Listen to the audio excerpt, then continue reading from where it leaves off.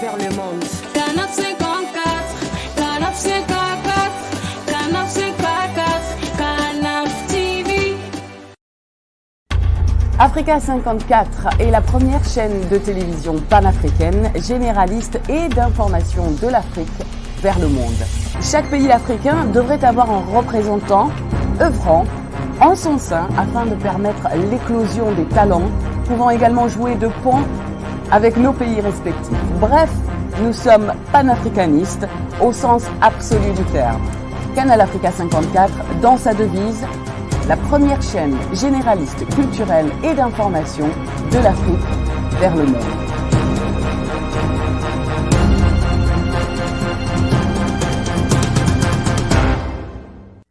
Canal Africa 54 will give to Africans and Afro-Caribbean what they have long been waiting for, expression of their own voice alongside the Western media and elsewhere in the globe.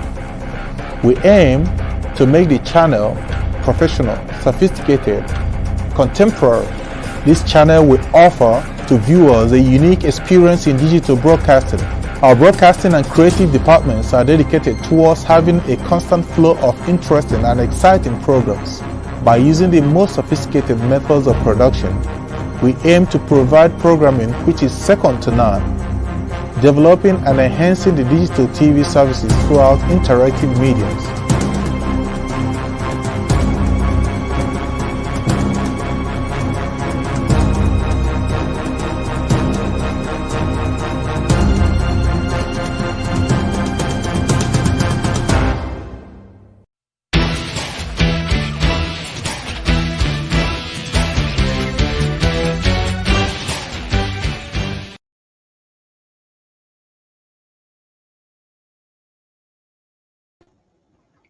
Je n'ai pas de père, je n'ai pas de mère, je n'ai pas de tribu, je n'ai pas de religion. Je suis une idée. Le Congo m'a façonné et je chercherai à mon tour à le façonner. Patrice Emery Lumumba. Merci de nous rejoindre encore une fois pour la deuxième partie consacrée à Patrice Emery Lumumba. Cette émission a été lancée depuis le 17 janvier 2021. Une série d'émissions que nous avons organisé, que nous organisons avec la production de notre chaîne de télévision en vue justement de communiquer avec vous. À nous de retracer l'histoire de notre pays, la République démocratique du Congo. Le sens de cette émission, c'est juste de retracer l'histoire, de corriger l'histoire de cet homme que l'on appelle Patrice Emery Lumumba. N'a-t-il pas dit que seuls les Congolais pourront écrire la vraie histoire du Congo? Oui, il est temps que nous puissions écrire cette histoire. Parce que lui-même l'avait dit également que cette histoire, vous allez l'enseigner à vos enfants pour qu'eux aussi à leur tour l'enseignent à leurs petits-enfants. C'est ça. Et c'est le moment, à 60 ans d'assassinat de Patrice Emery Lumumba, 2021, est consacré à l'année du 60e anniversaire de sa mort, de son assassinat atroce. Et ça, l'histoire l'aura retenu, quel homme a lutté pour longtemps pour la libération de son pays, pour l'indépendance de son pays. Mais hélas, il n'a pas été reconnu par les siens et il fut donc assassiné. Assassiné par l'influence des impérialistes, mais également par les comploteurs intérieurs, c'est-à-dire ses propres compatriotes qui étaient des Congolais. Mais des Congolais avalisés par l'Occident et avalisés également par les appétits personnels, ont réussi justement à vendre leurs frères pour l'éliminer pour les intérêts partisans. Et donc aujourd'hui, nous allons parler donc de Patrice Emery Lumumba encore avec les comploteurs qui ont contribué justement à l'assassinat de la démocratie à la République démocratique du Congo. Il faudrait qu'on insiste là-dessus pour que la nouvelle génération aujourd'hui, les enfants qui naissent aujourd'hui, sachent que le Congo a déjà été démocratisé. Et ce n'est pas aujourd'hui que nous sommes en train de vivre la démocratie parce qu'elle a déjà été biaisée en 60. Il y a eu plusieurs coups d'État, assassinat de Patrice Lumumba, qui fut élu démocratiquement et qui était le tout premier ministre de la République démocratique du Congo. Il est nécessaire que les enfants qui ont 20 ans aujourd'hui le sachent. Voilà. C'est le sens de cette émission. Et donc, vous qui nous regardez, vous qui êtes parents, enseignez à vos enfants. Contribuez à ce que ces enfants lisent et écoutent l'histoire que nous racontons sur Patrice Emery Lumumba, pour qu'eux, à leur tour, l'enseignent à leurs enfants. C'est ça le testament que Patrice Lumumba nous avait laissé. C'est ça le soubassement de notre histoire. Les comploteurs de Patrice Emery Lumumba sont tellement nombreux que lors de la précédente émission, nous avons énuméré certains, mais nous n'avons pas fini. Nous n'avons pas fini parce que lorsque nous avons démarré le premier épisode de l'émission consacrée aux héros oubliés, nous avons justement chuté sur les comploteurs qui ont contribué justement à l'assassinat de la démocratie. Nous en avons retenu 2 sur la longue liste. Et nous allons décortiquer au cas par cas le rôle de chacun dans cet assassinat, non seulement de Patrice Lumumba, mais également de l'esprit démocratique qui a été inspiré par ce génie créateur qui était l'homme Patrice Lumumba. Voilà. À ce deuxième épisode, nous allons chuter sur ce que nous avons suspendu l'autre fois, c'est-à-dire parler de Tshisekedi, la contribution que Tshisekedi avait jouée, et également, parallèlement, nous allons parler du premier président de la République du Congo, Kasavubo. Ce sont parmi les comploteurs ceux pour lesquels nous avons consacré la première émission et cette deuxième partie. Cette deuxième partie, nous allons vraiment disséquer les 2 hommes. Et à la deuxième partie de l'émission, nous allons vous citer d'autres noms qui vont suivre dans les prochains épisodes. Les comploteurs qui ont contribué à l'assassinat de la démocratie. Car ce que nous vivons aujourd'hui, si le Congo est en train de patauger, si rien ne marche au Congo, c'est parce qu'il y a un esprit qui a été détruit et que les siens ne l'ont pas reconnu. Nous devons nous réconcilier avec l'histoire pour que le Congo marche. Nous devons faire notre deuil national. Le deuil national avec les esprits des années 60. Et donc, pour parler encore une fois de cette émission, des comploteurs qui ont contribué justement à l'assassinat de la démocratie, nous avons encore une fois fait appel au docteur Lomenge Lulu, qui dispose beaucoup d'archives à ce sujet.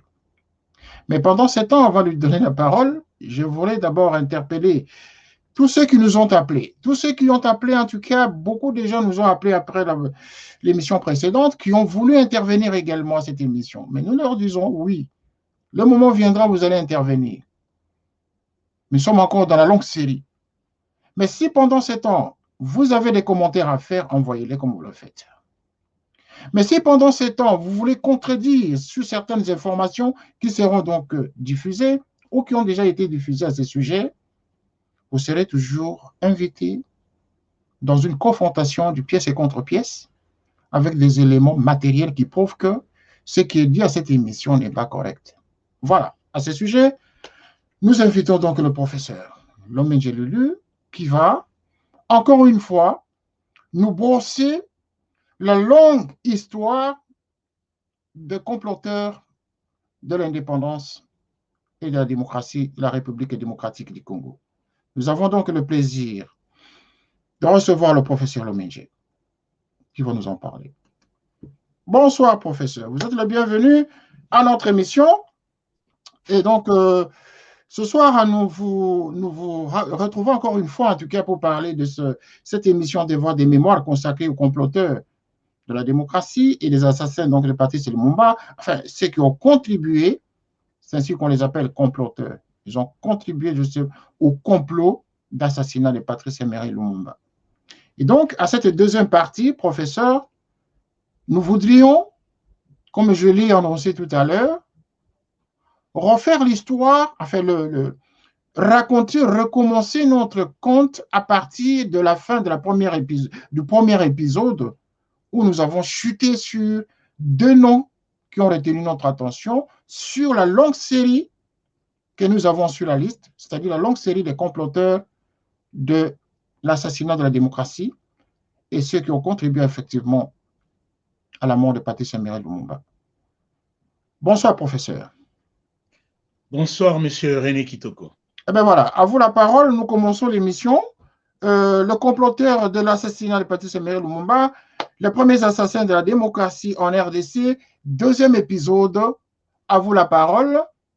Et le monde vous écoute. Nous avons au moins une quarantaine déjà de personnes là qui commencent à nous envoyer des messages. À vous la parole. Je vous remercie tout d'abord. Je remercie la chaîne Canaf 54 et Télésatune de m'accorder encore la parole pour développer les sujets susmentionnés. Et avant de commencer, j'aimerais dire quelque chose tout d'abord.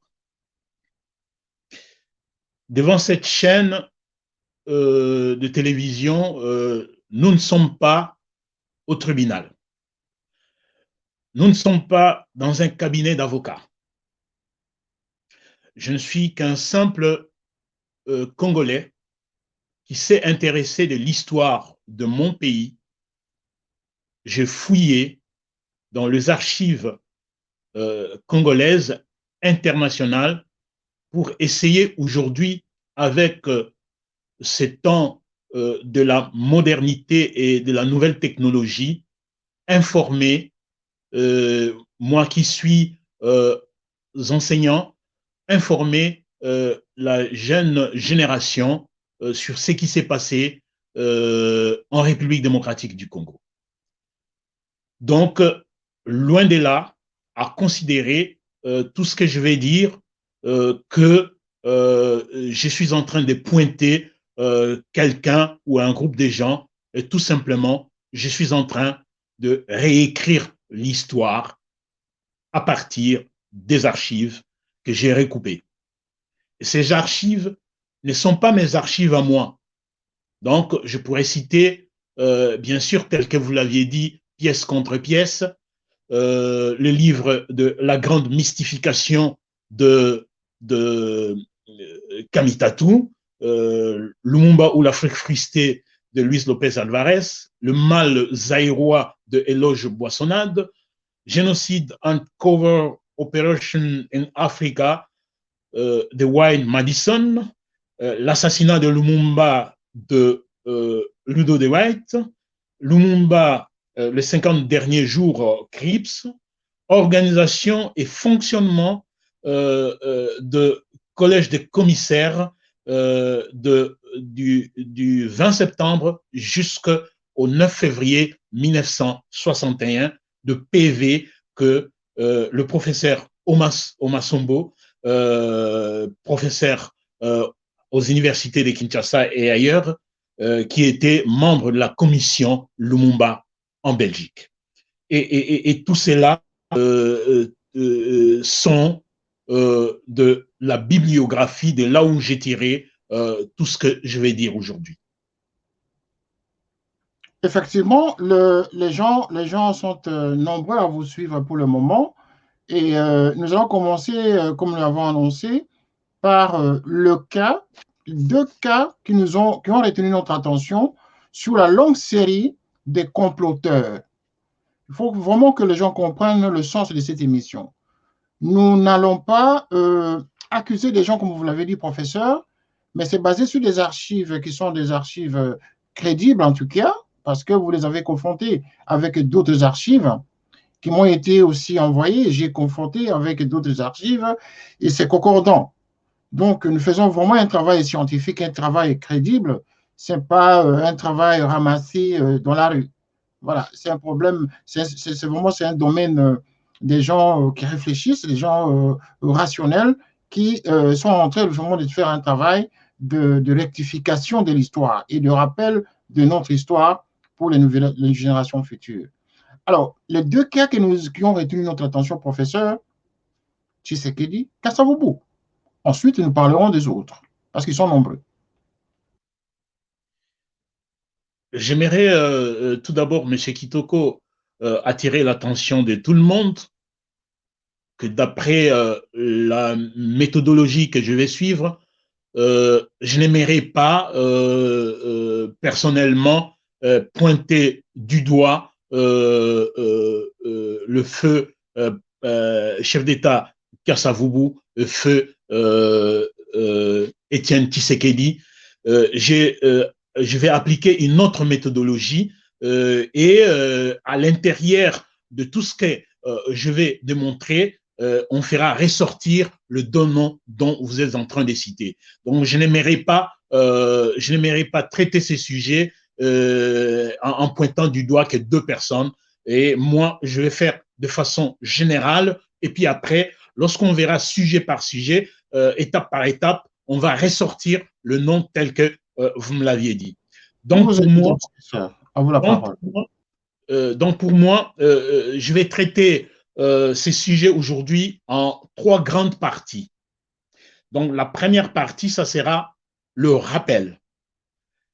Le rappel de la période de septembre 60 jusqu'en février 61. Et la deuxième partie sera du 9 février 61 jusqu'au 23 novembre 65.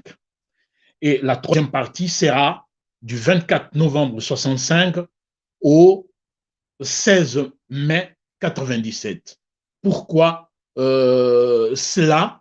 C'est parce que, selon les titres que vous m'aviez donnés, le comploteur qui était à l'origine du frein de la démocratie. Donc, la première partie, c'est le rappel, parce qu'on l'a traité dans la précédente émission. Donc, je vais rappeler. Donc, le 5 septembre, après l'indépendance du 30 juin, le 5 septembre, le premier coup tombe. Le président, le chef de l'État, Joseph Kasavubu, révoque le Premier ministre et certains ministres. Le 14 septembre, le colonel Mobutu fait son premier coup d'État en neutralisant le chef de l'État et le gouvernement Lumumba et instituant le collège des commissaires. Et ce collège des commissaires, c'était l'équivalent de gouvernement. Voilà donc, au mois de septembre, ce collège des commissaires n'avait pas normalement une assise juridique. Et ce collège des commissaires, qui était composé de toute une série de personnes que je pourrais citer. Donc, à la tête du collège des commissaires, on avait Justin Marie Bomboko, suivi d'Endele. Il y avait Liaou, Tshisekedi, Cardozo, Kazadi, Mbeka, Bokonga, Moshete, Watum, Ngwete, Bizala, Kandolo, le scientifique Mukendi, Aubert Mukendi, qui était devenu le premier directeur du cabinet du président Mouzé Kabila. Il y avait Kachemwa, il y avait Loliki, il y avait le professeur Malou, il y avait Nussboumer. Donc, cette liste est non exhaustive. Il y avait Mukamba aussi, la liste est non exhaustive. Voilà donc, je citerai ces personnes qui étaient dans le collège des commissaires. Et ce collège des commissaires a eu comme statut juridique le 29 septembre 1960. Et M. Kasavubu signera un décret-loi reconnaissant l'autorité juridique de collège des commissaires, donc le 29 septembre 1960. Et ces décrets-lois complétaient la loi fondamentale. Et ces décrets-lois a décidé de supprimer, je dirais, de fermer le Parlement, la fermeture du Parlement, le loi de la République démocratique du Congo ont été mis à côté. Donc, par décret-loi, constituant la totalité du pouvoir central du chef de l'État. Donc, le Parlement et le gouvernement sont supprimés. La garantie d'indépendance du pouvoir judiciaire suspendue. Ces régimes provisoires fonctionnera jusqu'à la Constitution de 1964. Donc, ces décrets donnent le pouvoir total au collège des commissaires qui est devenu comme le gouvernement.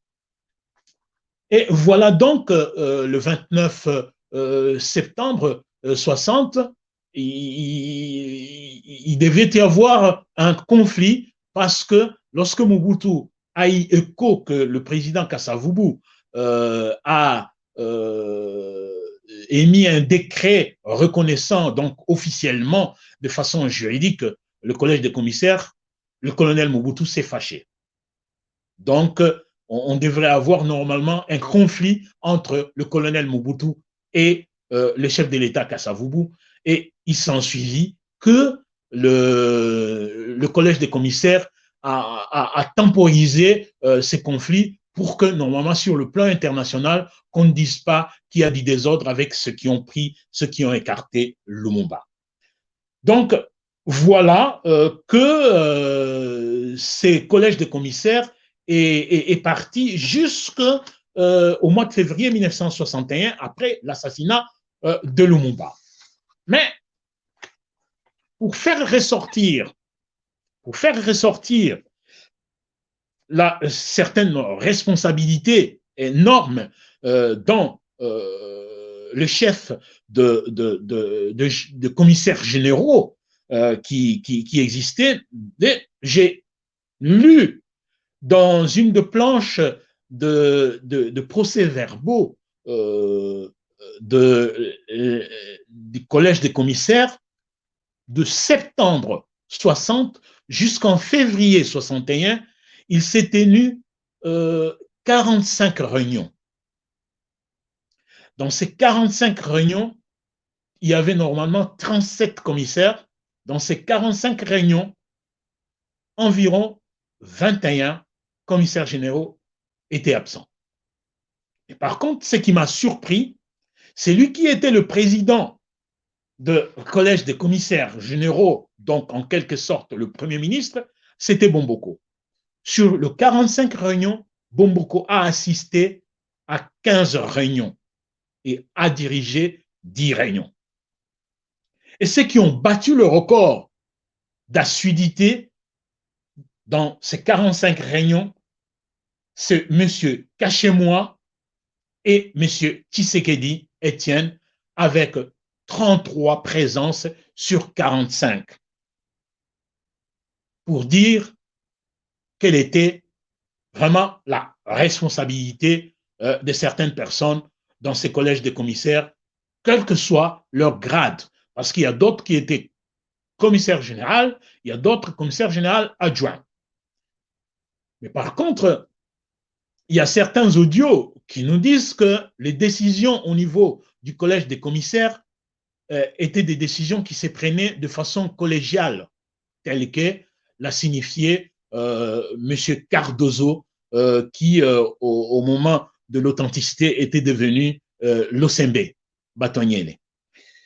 Donc, M. Cardozo a insisté que toutes les décisions étaient collégiales. Donc, il n'y avait pas de chef, donc même les adjoints avaient de voix délibérative.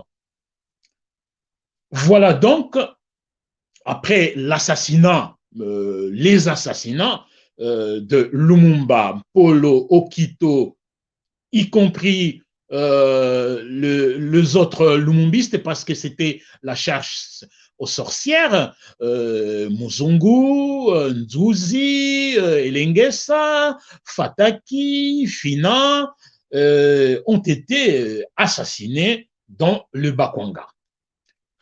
Donc, voilà que pendant le réunion de collège des commissaires, il s'est passé des choses arrivées à 8 jours, parce que normalement, le colonel Mobutu avait donné le timing de ces collèges de commissaires jusqu'au 31 décembre 1960.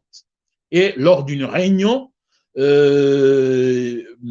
Boboliko, qui a posé la question de savoir, puisque nous sommes à 8 jours du 31 décembre, date à laquelle il était porté à la connaissance du public que le mandat des commissaires généraux prendrait fin.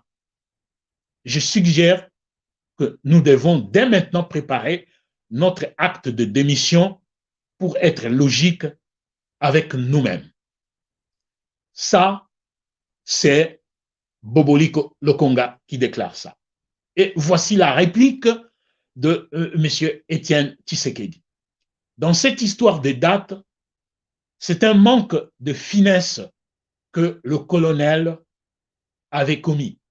Au fond, il n'y a pas question de nous en aller et de laisser un vide au pays avant que le politicien soit arrivé à la décision commune. Voilà donc des avis qui se disaient au niveau de réunion de collège des commissaires jusqu'à ce que le président Kasavubu a décidé de prolonger de 2 mois, disons de 1 mois, le délai de collège des commissaires jusqu'au le 1er février, non, le 8 février, à partir du 9 février, c'était donc la fin de la mission de collège des commissaires et monsieur Kasavubu nommera Ileo comme Premier ministre. Mais entre-temps, j'aimerais bien percuter sur la date du 7 janvier 61. Le 7 janvier 61, le président Kasavubu a émis un décret loi instituant normalement la révocation de certains magistrats, la révocation de certains commissaires de police et carrément le tribunal était maintenant dirigé, décidé par le chef de l'État et le collège des commissaires généraux. Et tout cela en annulant les décrets-lois de mai 1958 que les Belges ont mis pour le droit du Congo belge, et tout cela pour éviter à ce que le Premier ministre et ses colistiers, Polo et Okito et les autres, les Nzouze Malien, ne soient pas jugés selon le droit du Congo. Voilà sur ce que je peux dire pour cette première partie. OK. Pour cette première partie, il s'agissait juste d'un petit rappel. Mais ce rappel, en tout cas, je pense que la majorité des Congolais connaissent cette genèse de la période qui a précédé la chute de Kasavubu, parce que là, c'est l'épisode qui précède le coup d'État, le deuxième coup d'État de Mobutu, qui va faire partir Kasavubu. Et également, vous avez ramassé également aussi la partie essentielle, justement, de l'historique sur l'angle qui consistait justement au comploteur justement de déchoir le Premier ministre Lumumba. Alors, maintenant, il y a certaines personnes qui voudraient savoir justement que vous leur donniez la différence entre 2 moments de cette histoire. Parce qu'il y a 2 séquences ici que vous avez signalées. Vous avez parlé d'une part du groupe des Binza et du groupe des commissaires généraux. Est-ce que vous pouvez donner la différence entre ces 2 groupes-là? Est-ce que ce sont les mêmes qui ont attenté à la vie de Patrice Emery Lumumba, ou c'est un autre groupe? Parce qu'on parle des commissaires généraux, enfin, le groupe de Binza et le collège des commissaires généraux. Quelle différence entre ces 2 groupes? Oui, merci. Une très bonne question. Donc, je vais le préciser. Bon, on appelle Binza aujourd'hui, dans le temps, la commune de Binza, donc aujourd'hui, c'est Ngaliema. Donc, Binza, pourquoi? Parce que ce sont des personnes qui avaient leur domicile en Binza. Et dans ces personnes qui avaient leur domicile en Binza, ils se sont fait, bien sûr, une amitié en complicité, bien sûr, avec l'Occident. Donc, je citerai, dans ce groupe de Binza, il y avait Justin Marie Bomboko, il y avait Ndele, il y avait Mobutu, il y avait Bomboko, il y avait Adoula. Alors, dans ce groupe, bien que le chef de l'État Kassavubu, il y avait aussi Kandolo. Dans ce groupe, bien que le chef d'État Kassavubu habitait Mbinza, Mongaliema, ils n'ont pas voulu l'inclure dans ce groupe. Donc, le chef de l'État Kassavubu n'était pas dans le groupe de Mbinza, ni M. Etienne Tshisekedi. Donc, le nom que je cite, c'était Mobutu, Bomboko, Ndele, Kandolo et Adoula qui étaient dans le groupe de Mbinza, ainsi que Nendaka. Donc, voilà, curieusement, ces personnes se retrouvent dans le collège des commissaires. Et le collège des commissaires généraux, une très grande partie, c'était des étudiants qui étaient peut-être en fin de cycle, d'autres qui n'avaient pas encore terminé. Donc, on a mélangé groupe Mbinza plus certains étudiants. Voilà la différence que je peux donner. Donc, le groupe de Binza était patronné par le colonel Mobutu, c'est ça que vous voulez nous dire? Bien sûr que oui. OK. Et le collège de commissaires généraux, comment elle était constituée? Qui a organisé la structure des commissaires généraux? C'est-à-dire qu'il y avait eu un recrutement où tout le monde a été avalisé par la nouvelle donne de commissaires généraux. Comment ça s'est fait à ce niveau-là, pour que les gens comprennent? À ce niveau-là, puisque normalement le groupe Mbinza, une très grande partie de ces personnes ont fréquenté l'Ovanium et Louvain de Belgique, donc ils se connaissaient déjà à l'avance. Et parmi les gens de groupe de Mbinza, ce sont les gens qui étaient en connivence avec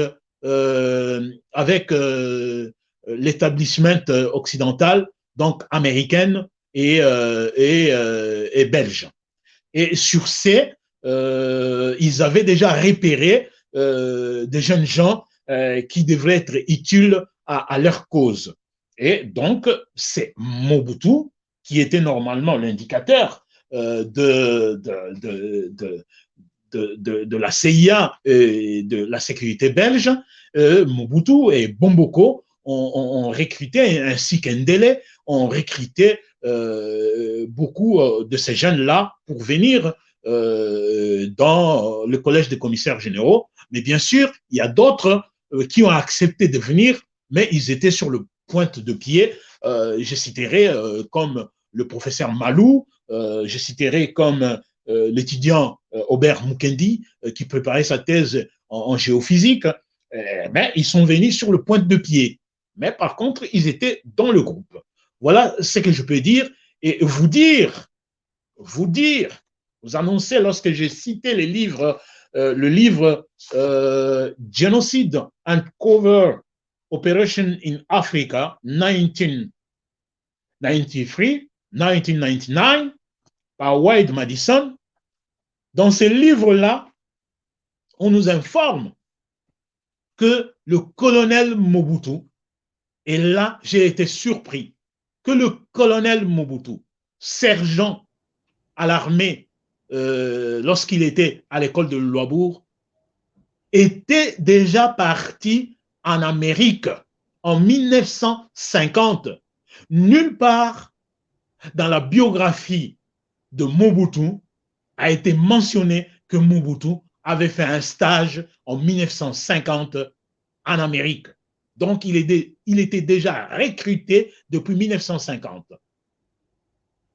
Est-ce que ce détail-là, on peut vraiment considérer cela? Parce que si on doit voir en 1950, Mobutu avait quel âge, Mobutu?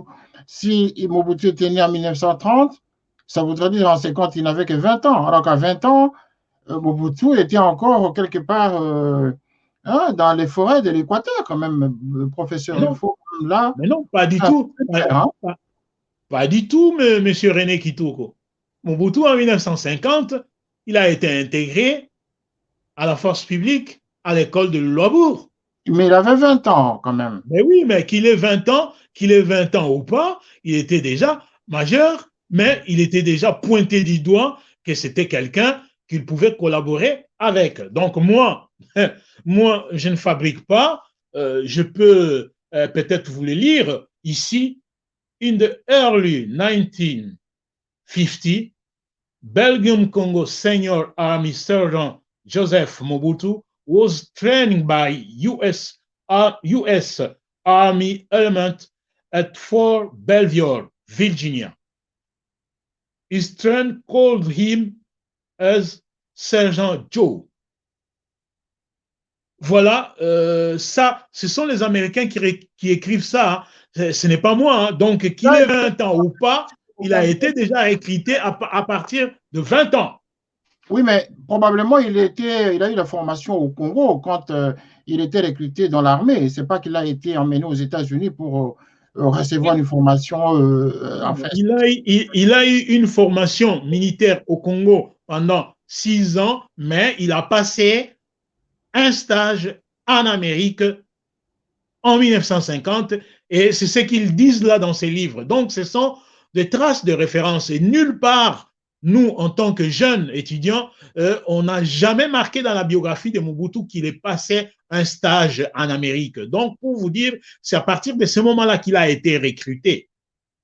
Voilà, une information de plus, et c'est très bien pour l'histoire du Congo, c'est très bien justement pour nos archives qui ressortent et comme ça, par des personnes passionnées à la recherche de connaître la vérité, faire la recherche justement de l'histoire de notre pays, la République démocratique du Congo.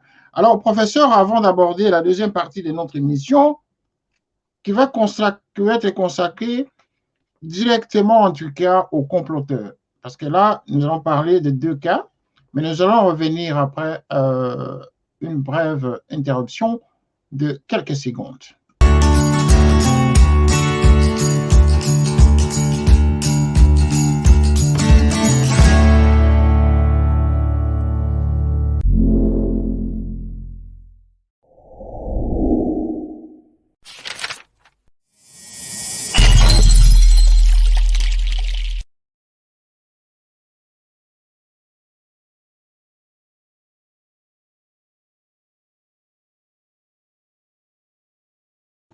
Merci, nous sommes de retour pour continuer notre émission avec le professeur Lominje Lulu qui est en train justement de nous fixer sur l'histoire de la République démocratique du Congo. Et donc cette fois-ci, nous allons directement parler de deux sujets qui ont marqué, enfin deux personnes qui ont marqué l'histoire des comploteurs de l'assassinat de Patrice Emery Lumumba et de la démocratie qui a commencé avec l'élection démocratique en République démocratique du Congo. Lorsque nous disons comploteurs, cela ne sous-entend pas que nous sommes en train d'accuser quiconque, mais nous sommes en train de retracer l'histoire que nous devons réécrire pour l'avenir du Congo et pour les enfants, nos petits-enfants, qu'ils sachent d'où vient le Congo et comment la démocratie a commencé en République démocratique du Congo. Professeur, nous revenons encore une fois à vous et nous espérons que cette fois-ci, vous allez nous parler directement des comploteurs. Alors, allons directement vraiment au but cette fois-ci. Et nous avons déjà planté les décors, on a bien expliqué les choses. Ben voilà, donc maintenant, allons directement au but. Parlons de Kesavubu Tshisekedi. Quel a été le rôle de chacun dans cette affaire de complot contre le Premier ministre et de la manière dont ils ont contribué à détruire la structure démocratique telle qu'elle a été exprimée par le peuple congolais en 1960? Oui, donc sur la deuxième partie, extraire le deux noms, le président Kasavubu, sa responsabilité, tout d'abord première, était telle que c'est lui qui a signé avec deux ministres l'ordonnance des révocations du Premier ministre. Et voilà, là, le président Kasavubu est en train de signer normalement le décret-loi instituant le collège des commissaires. Et vous le voyez là entouré, assis avec monsieur Iléo, derrière debout d'autres membres du collège des commissaires généraux. Et voilà, la responsabilité de M. Kasavubu était du fait que pour arriver à l'arrestation jusqu'à l'assassinat de Lumumba, c'est lui qui donnait les ordres. Et en disant, par exemple, au Premier ministre illégitime, Iléo, qui n'a fait quelques jours, de pouvoir écrire au procureur général pour l'arrestation de Lumumba. Donc, je pourrais vous lire Monsieur le procureur général, cour d'appel, le 6 septembre là. Monsieur le procureur général, je l'honore par la présente de vous donner l'ordre de procéder à l'arrestation immédiate de M. Lumumba, membre de la Chambre de représentants, sur base de la prévention suivante. Donc, après avoir été démis de ses fonctions de Premier ministre le 5 septembre 1960 par arrêté du chef de l'État, contresigné par deux ministres Delvaux et Bomboko, pour avoir le même jour, 21h, 22h, prononcé à la radiodiffusion le discours public. Donc, Joseph Iléo signé. Et voilà donc qu'on ira voir même le procureur général pour lui intimer l'ordre de pouvoir arrêter le Premier ministre Lumumba.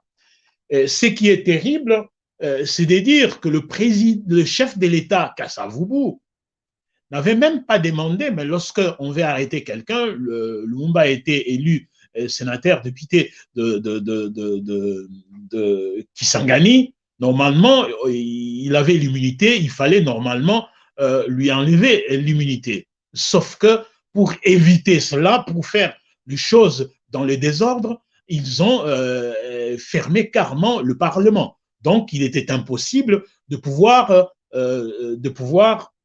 arrêter, donc disons, de pouvoir enlever l'immunité de Lumumba et les autres, Paul Maurice. Et voilà, si je peux m'exprimer, il y avait deux juristes, en cette période-là, il y avait au moins deux juristes éminents qui étaient de Congolais dans ce groupe-là. Il y avait Liaou et il y avait Étienne Tshisekedi. Donc, si vous regardez par la présence dans le collège des commissaires pendant les réunions, Liaou n'a été présent qu'environ 2 fois. Étienne Tshisekedi, 33 fois. Donc, c'était lui, le cerveau moteur juridique de ces collèges des commissaires. Donc, voilà, en tant que chef de l'État, donnant les ordres, envoyant même de télégrammes à Brazzaville, chez le Congolais de Brazzaville, des télégrammes jusque chez Tchoumbé pour l'évacuation de Lumumba et Paul Maurice et Okito à Elisabethville. Donc, la responsabilité du chef de l'État est primordiale, ainsi que la responsabilité d'un juriste éminent qui était dans le groupe de collège des commissaires généraux en cette période de 1960. Je vous dirai encore par preuve, si vous pouvez projeter le courrier que le commissaire général adjoint à la justice M. Etienne Tshisekedi avait envoyé à M. Kalonji. Et cela prouve, et ces courriers-là montrent vraiment quel était le degré de complicité qu'avait M. Etienne Tshisekedi. Donc, disant, après avoir maîtrisé les crapauds, donc là, on ne peut pas nier, les crapauds, c'est Lumumba. Après avoir maîtrisé les crapauds, maintenant, ces lieutenants, on va vous les envoyer pour qu'ils puissent subir le truc. Donc, je ne peux pas lire le truc. Et là, les gens peuvent consulter cela sur le net. La lettre existe. Ce n'est pas une lettre qui a été fabriquée, c'est une lettre, c'est la copie de l'original de cette lettre. Donc, voilà cette responsabilité tirant du chef de l'État, d'un des commissaires généraux qui avait une formation juridique. Bien sûr, Liao avait la formation juridique, Liao avait signé le décret que le président Kasavubu avait émis en 1960, y compris M.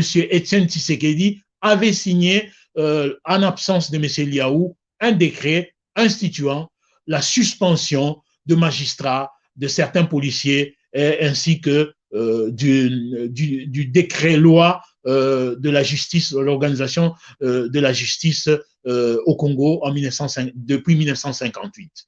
Voilà donc ce que je peux dire concernant la responsabilité de ces deux personnalités.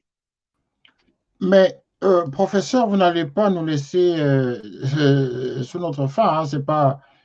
Vous avez juste donné les grandes lignes sur la responsabilité, mais maintenant, il y a comme des conséquences politiques qui sont suivies. Parce que pour avoir posé des actes comme ça, des actes aussi graves pour l'avenir d'un homme qui était parti s'émirer de Lumumba, et de l'engagement qu'ils se sont donnés pour l'avenir du Congo, est-ce que d'après vous, parlons d'abord de Kasavubu, le cas Tshisekedi, on va l'analyser en dernier lieu. Parlons d'abord du chef de l'État. Mais d'où lui venait cette motivation de pouvoir s'engager ainsi? A-t-il oublié pendant ce temps-là l'engagement qu'il avait devant la nation congolaise? Parce qu'il avait prêté serment en tant que chef d'État congolais de ne pas trahir la loi fondamentale de l'époque. Mais lorsqu'il était embarqué dans ce schéma contraire, est-ce que se rendait-il compte de la gravité de sa signature? J'aimerais tout d'abord rappeler que lorsque le trouble de la mutinerie de l'armée nationale congolaise a éclaté, lorsque la Belgique a envoyé de parachutistes au Congo, bombardés vers Mwanda, Matadi et Tisville, le chef de l'État et le Premier ministre ont pris la décision de rompre de relations diplomatique avec la Belgique. Donc, monsieur, en tant que Premier ministre, tout simplement, Lumumba n'avait pas pris la décision seul. Ils ont pris la décision d'appeler l'ONU à la rescousse. Donc, Premier ministre et le chef de l'État, ils ont pris la décision de survoler une partie du Congo pour aller voir des troubles lorsque le Katanga a fait sécession. Donc, d'ailleurs, Elisabethville a refusé à ce que l'avion puisse atterrir à Elisabethville. Ils ont atterri à Kamina. Donc, les deux, normalement, étaient unis. Mais, puisque, tel que vous êtes en train de me poser la question, puisqu'il y avait déjà une complicité extérieure pour faire tomber le gouvernement Lumumba, mais il y a eu beaucoup d'argent qui a circulé, mais M. Kasavubu a cédé à la complicité extérieure. Donc, l'ambassadeur américain est parti même voir. Je vous dirais que le président de la Chambre de représentants a voulu faire, Kassongo a voulu faire une réconciliation entre Kasavubu et Lumumba, lorsque les Occidentaux ont eu écho qu'il devait y avoir cette réconciliation, l'ambassadeur américain est parti voir le chef de l'État qu'il était hors des questions de faire cette réconciliation. Donc, pour vous dire qu'il y avait une pression extérieure et Kasavubu a cédé à cette pression extérieure. Bon, voilà, en cédant à cette pression extérieure, il a contribué justement à la falsification de l'histoire du Congo. Il a contribué justement consciemment cette fois-ci à la destruction de la démocratie tout en compromettant l'avenir du Congo. Pensez-vous que ces gens-là étaient sages à cette époque? Pensez-vous que Kasavubu c'était un homme crédible?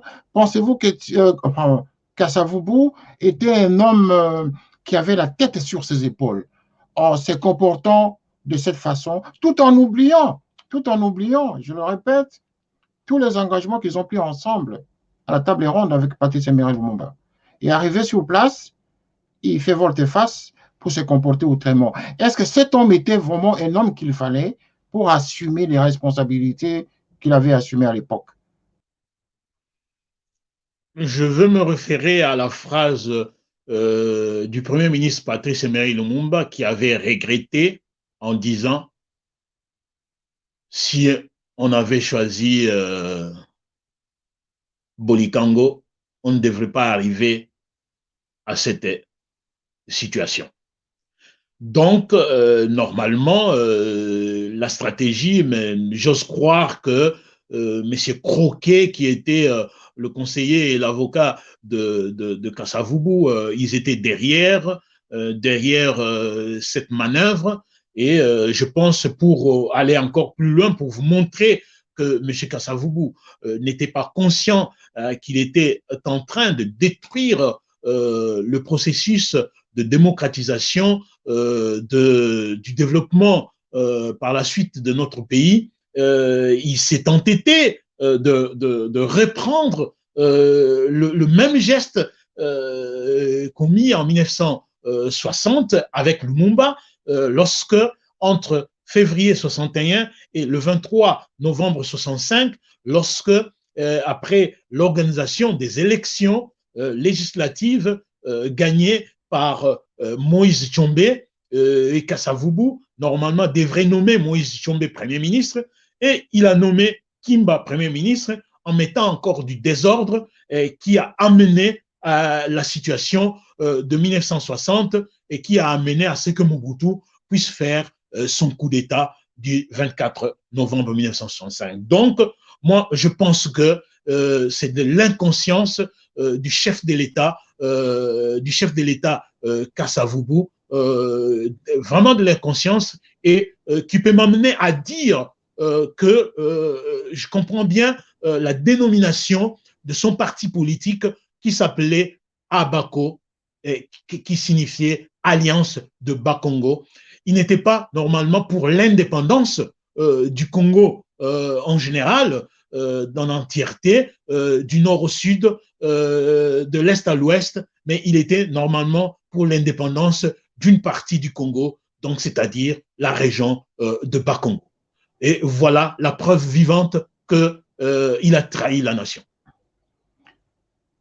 Alors, lorsque vous dites que l'ABACO n'était pas partisan de l'indépendance globale du Congo, donc c'était un mouvement qui avait tendance, une tendance bien sûr pour les Bas-Congo, mais lorsqu'elle est aujourd'hui, 60 ans plus tard, la plupart des Congolais retiennent l'idée que le 4 janvier 1959, ce meeting qui a été organisé par l'ABACO consistait justement à la marche contre l'esclavagisme, contre la colonisation, et donc l'ABACO était à la base justement de cette campagne de demander aux colons la libération du Congo, c'est-à-dire l'indépendance du Congo. Par rapport à ce que vous venez de dire là, est-ce que c'est cohérent au regard de ce meeting-là du 4 janvier 59? Je vous dirais que le chef de l'État Kasavubu s'est dégonflé lorsque d'autres partis politiques, notamment le MNC, qui réclamait l'indépendance totale, générale, immédiate. Donc, il n'était pas le seul à Bako à pouvoir réclamer une partie. On a vu le comportement de Moïse Tchombe avec son Konagat, qui, de 11 jours seulement après, il a proclamé l'indépendance du Katanga. On a vu le comportement d'une partie, donc pas d'une partie de Kasaï, qui normalement avait fait sécession. Donc, vous vous rendez compte. Et si Lumumba avait choisi le chef de l'État Kasavubu pour qu'il puisse avoir cette place-là, c'était par peur que Kasavubu ne puisse pas se détacher du Congo en général en demandant l'indépendance des Bas-Congo, en instituant d'ailleurs le royaume Congo. C'est pas pour rien que Kasavubu était ami à Philbert Youlou pour revivifier le royaume Congo du Congo belge, du Congo français et de l'Angola. Donc, mais vous me parlez du 4 janvier, effectivement, le 4 janvier, M. Kasavubu s'est dégonflé parce qu'il y avait déjà les MNC qui proclamaient déjà l'indépendance totale de la République du Congo.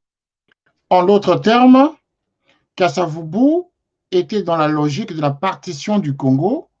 Autant les Tchombe avaient le même réflexe et les Kalanji le même réflexe. Donc, seul Patrice Emery Lumumba avait le discours nationaliste de l'unité du Congo.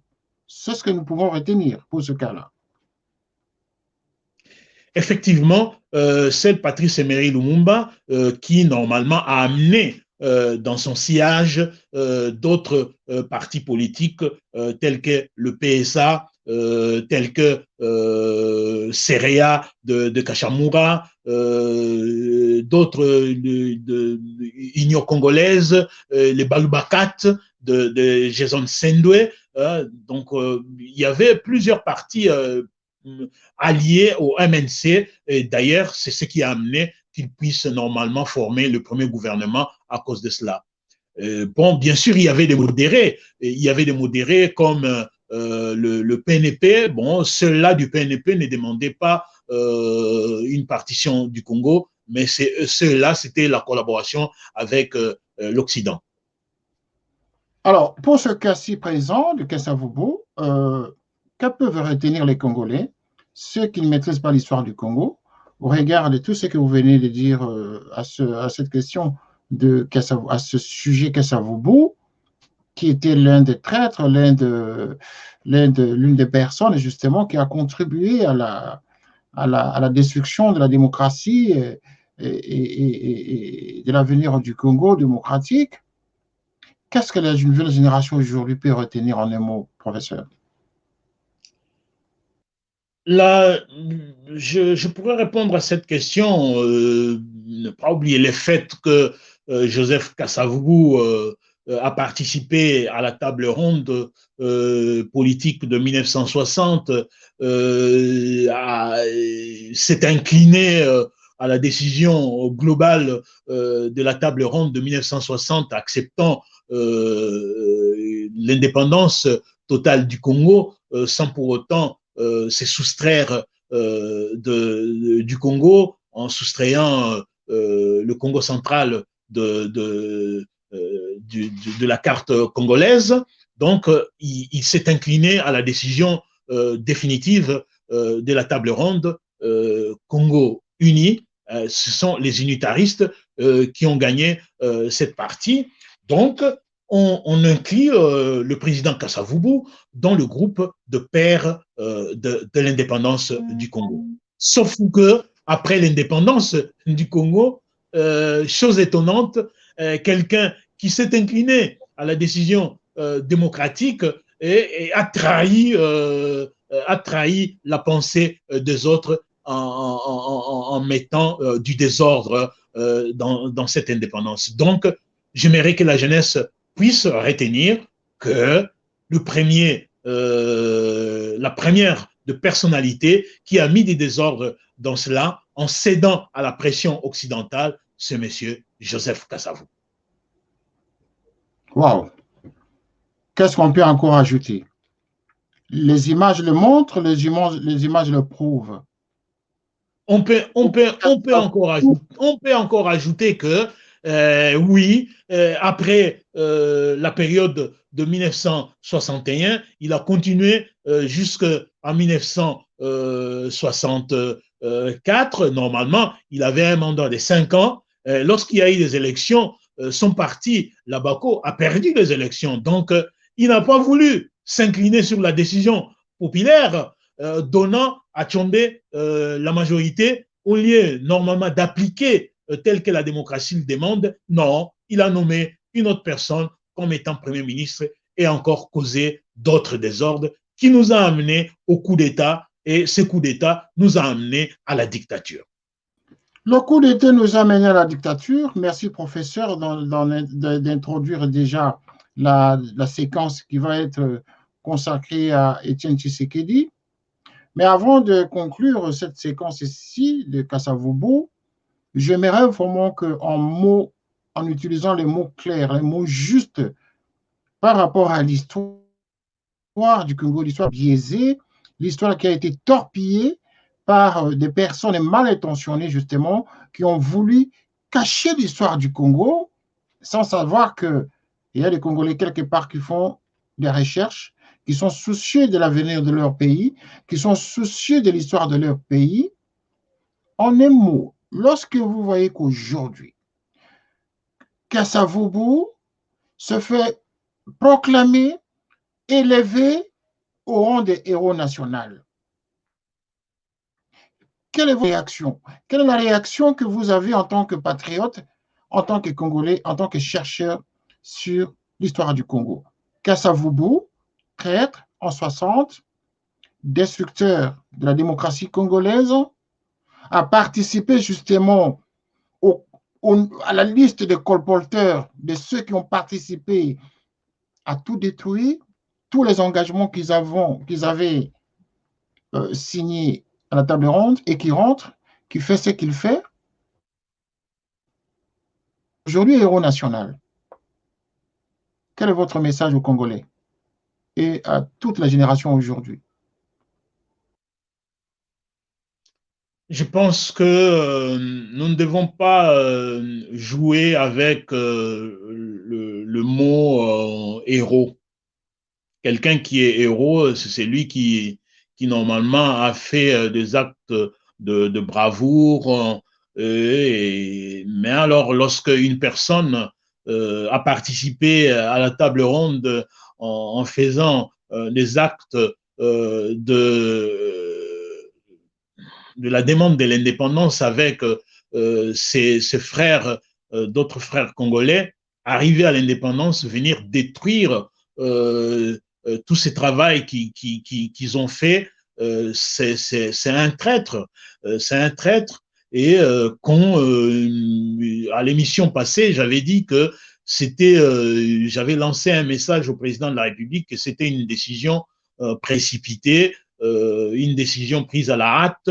Je ne sais pas pour quelles raisons. Est-ce que c'est pour des raisons d'élection dans la partie du Congo central? Et personnellement, des personnes qui ont du sang dans les mains, ce ne sont pas des personnes qu'on peut élever au rang de héros national. Il est grand temps que le Congo puisse normalement aller à constituer une commission vérité et réconciliation pour qu'on puisse traiter tous ces problèmes-là et voir même si on peut déchoir quelqu'un. On peut déchoir quelqu'un sur les titres qu'il a eu si on trouve qu'il y a des dossiers noirs. Parce qu'à cette allure-là, on risque d'avoir à tous les membres, tous les commissaires généraux devenir des héros nationaux au Congo, hein. Parce que la manière dont les choses sont en train de prendre de vitesse, tous les acteurs colporteurs de la destruction du Congo risqueraient de devenir des héros nationaux à l'allure où vont les choses. Qu'en pensez-vous, professeur? Oui, mais c'est que vous me donnez une image lorsque je vois, après le coup d'État de 24 novembre 1965, il y a eu un terme qui a été utilisé, le compagnon de la Révolution.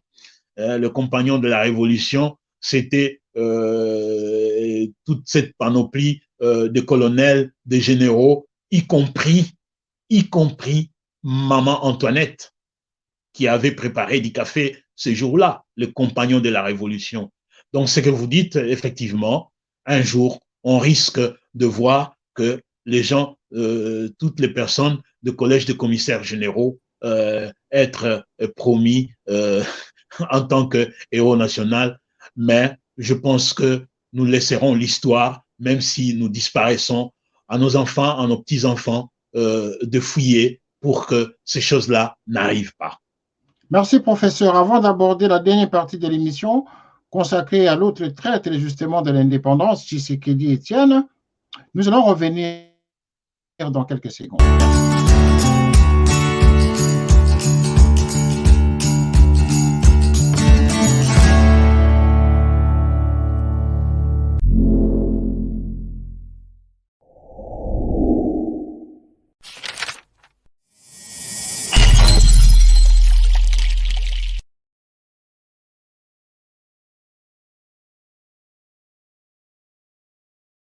Merci. Nous allons aborder maintenant la troisième partie de notre émission qui sera consacrée au cas de M.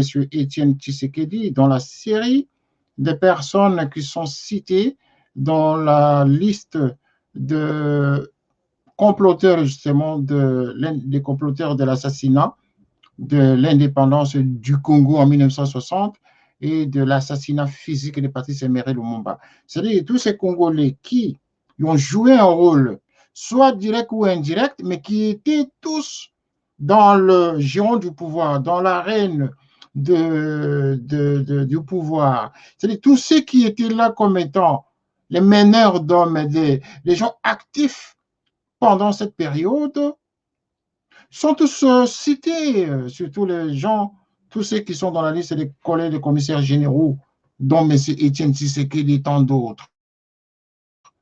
Nous ne l'épinglons pas pour rien, nous l'épinglons parce que, effectivement, cet homme a joué un rôle néfaste, justement, pour la destruction de la démocratie au Congo. Et voilà que plus tard, 60 ans après, celui qui s'est fait aujourd'hui, avec beaucoup de risques qui deviennent également un autre héros au Congo après Kasavubu.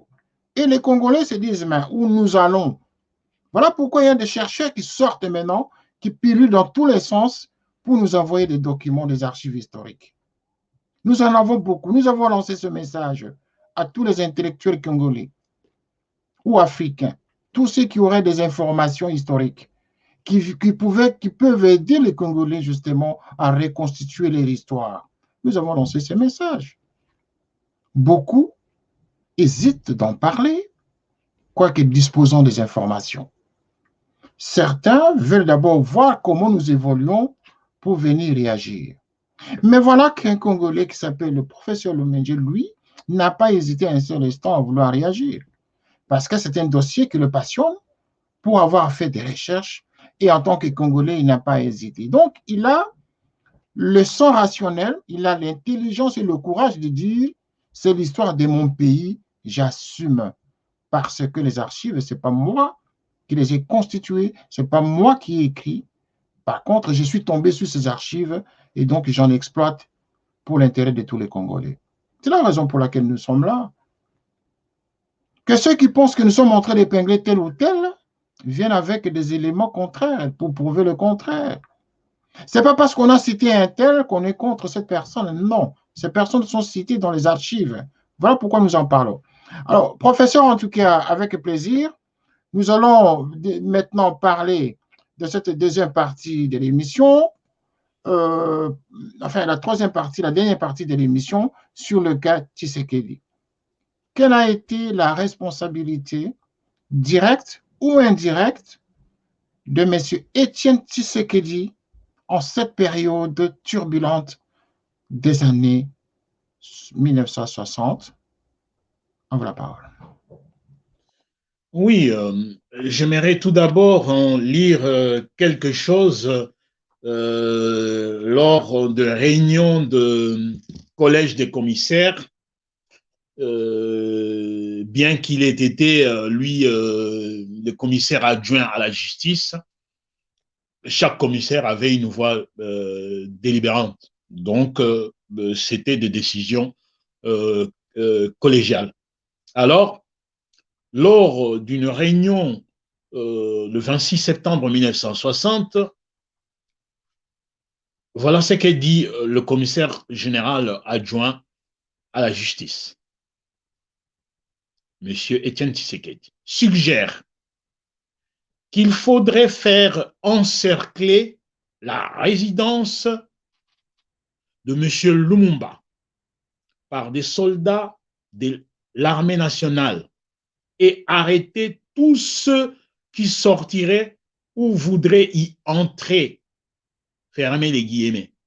Plus tard, après qu'un membre juriste eut affirmé que Patrice Lumumba faisait venir les agents de Stanleyville pour assassiner le commissaire, sur avis du conseil, M. Ndele, ils ont décidé de faire encercler la résidence de M. Lumumba par de pelotons de militaires congolais. Et ils sont suivis que le 27 novembre 1960, lorsque le Premier ministre a pris la décision de sortir pour fuir vers Kisangani, ils sont partis à sa recherche, il a été arrêté. Voilà une première proposition de M. Étienne Tshisekedi. Si ces cordons de l'armée nationale congolaise encerclant les domiciles, la résidence du Premier ministre légitime et légale, c'était sur proposition du commissaire général adjoint à la justice, je citais Étienne Tshisekedi. Voilà, voilà c'est là. Voilà donc ce que je peux dire pour cette note. Et sur les assassinats des autres, il y a les courriers, sur D'accord, professeur, mais il n'était que commissaire adjoint. Il avait un titulaire. C'est ce qui s'est répété tout le temps de la part des Congolais qui pensent que non, il a une responsabilité directe parce qu'il avait un titulaire qui avait le plein pouvoir de décider et qu'on lui porte juste la responsabilité par mauvaise foi. Voilà ce que c'est dit. Qu'est-ce qui prouve le document qui est balancé ce soir? C'est le document crédible qui prouve que Tshisekedi était vraiment responsable, alors qu'il avait un titulaire. Comment se jouait ce jeu-là? Un titulaire ne s'engageait pas, mais c'est plutôt son adjoint qui prend la responsabilité.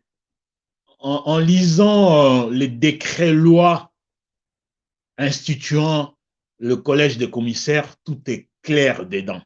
Dans le décret-loi, qu'il s'agisse du titulaire ou de son adjoint, ils avaient tous une voix délibérative. Donc, et regardant le PV des réunions de collège des commissaires généraux, je note que le titulaire Liaou n'a assisté qu'à environ à 2 ou 3 réunions. Et M. Étienne Tshisekedi a assisté à 33 réunions. Donc, des décisions qui ont été prises sur le plan de la justice ont été prises par M. Étienne Tshisekedi. Donc, le PV sont clairs là-dedans. Et le décret est clair là-dedans. Donc, il n'y avait pas que le titulaire qui avait une voix, non. Ils avaient tous une voix délibérative. Donc, en lisant les décrets, c'est clair. Voilà Et ce que donc, je peux dire. le décret, en le lisant, effectivement, nous en avons eu plusieurs copies que vos services nous ont envoyées avant de faire cette émission. Nous avons été quand même surpris de constater que les responsabilités étaient partagées. Ça pouvait venir soit du titulaire ou de son adjoint. Donc, les arrêtés qui ont été signés par le président de la République sont clairs. Mais est-ce que ces arrêtés ne sont pas trafiqués, professeur, d'après vous? J'aimerais bien insister que les gens puissent aller au journal officiel de notre pays, aller vérifier la publication de ces arrêtés. Ça, c'est un. Deux, bon, en lisant, en ouvrant Google, je vois loi fondamentale, je vois constitution de la République du Congo de 1964, constitution de la République démocratique du Congo de 1967, constitution du Congo de 1974. Et en le lisant, pourquoi on ne dit pas que tous ces textes-là ont été trafiqués? Seuls les textes de ces décrets seraient trafiqués. Mais c'est grave. Non seulement le texte du décret, mais également la lettre qui a été balancée sur son engagement au transfèrement de Patrice Emery Lumumba vers le Katanga, où il traitait Patrice Emery Lumumba de crapaud.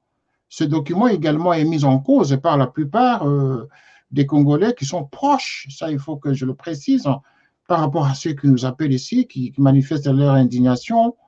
Ils considèrent que ce document, même au temps de la conférence nationale souveraine, ce document a été contesté en son temps et qu'aujourd'hui, vous venez encore balancer le même document.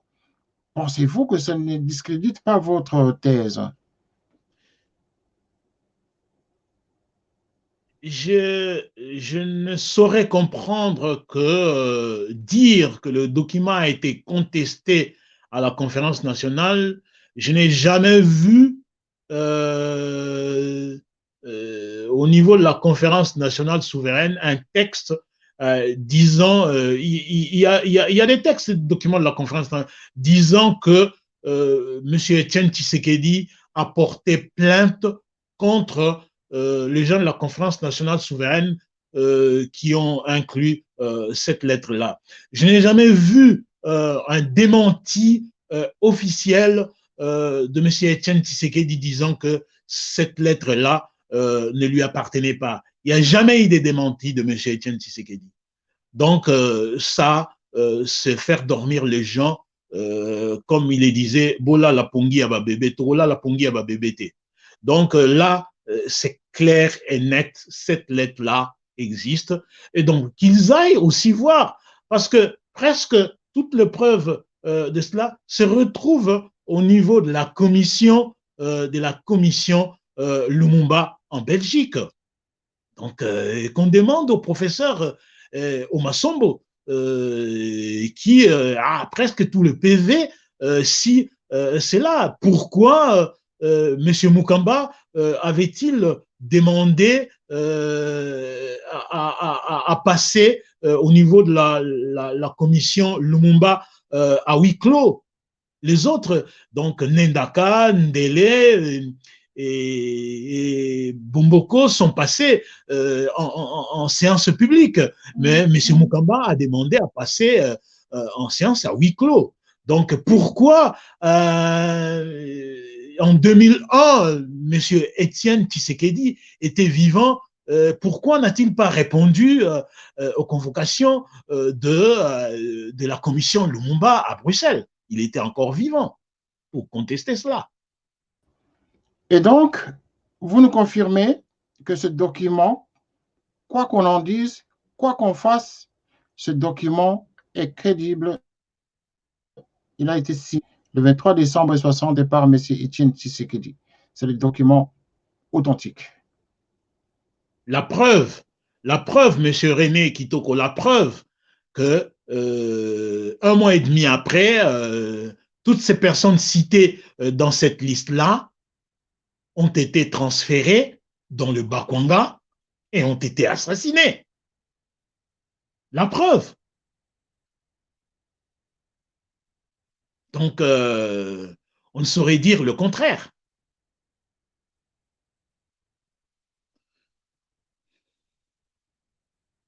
Voilà. Il y a une dame qui nous écrit, elle nous écrit de l'Afrique. 3 personnes, 6 personnes, nous avons une trentaine de réactions à cette émission, professeur. Beaucoup de gens sont en train de réagir parce qu'ils nous disent ceci. Par rapport, je vois Madame Angélique. Madame Angélique nous écrit de Congo-Brazzaville. Voilà ce que Madame Angélique dit. Elle est au Congo-Brazzaville. Elle habite le quartier Bakongo. Voilà ce qu'elle dit. Il dit, Monsieur René, avec le professeur, bravo pour cette histoire. Moi, je suis congolaise de Brazzaville. J'ai 77 ans. Je connais parfaitement cette histoire de Lumumba. Et tout se passait chez nous ici. Il s'est passé beaucoup de choses chez nous. Donc, s'il faudrait que je donne ma contribution un jour à votre émission, n'hésitez pas à me contacter. Et elle m'a même donné là son email pour le contacter. Pour vous dire qu'il y a beaucoup de lectures à cette émission, professeur. Alors, nous allons enchaîner directement pour voir les responsabilités. Lorsque Tshisekedi va écrire cette lettre, là, nous commençons déjà à chuter par rapport à son implication. Quelle a été la conséquence par rapport à cette lettre? On achemine Patrice Emery Lumumba en tant que crapaud, selon les termes qu'il a utilisés. Mais dans quel sens? C'est pour aller l'assassiner. Il savait que cet homme sera finalement assassiné. Il était au courant. Mais effectivement, la décision prise à l'extérieur par l'establishment américain et belge, notamment par ricochet française, c'était l'élimination définitive du Premier ministre Lumumba, qu'on accusait de communiste.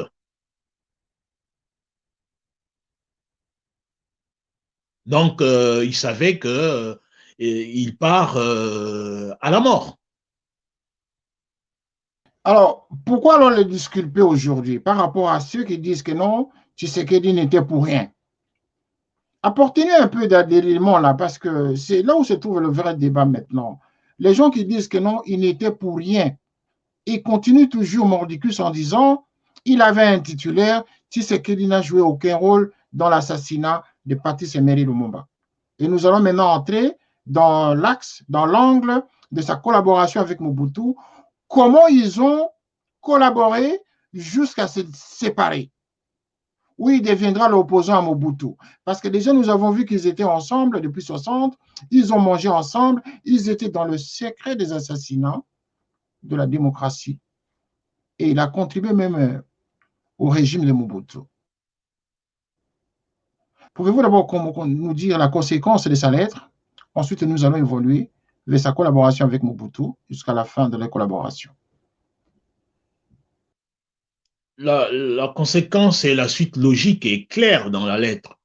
Dans la lettre, lorsqu'en introduction dit « Puisque nous avons maîtrisé les crapauds, maintenant on va vous envoyer ces lieutenants pour qu'ils subissent le châtiment exemplaire. » Donc, les châtiments exemplaires, là, je vois cette photo-là, la Jeep.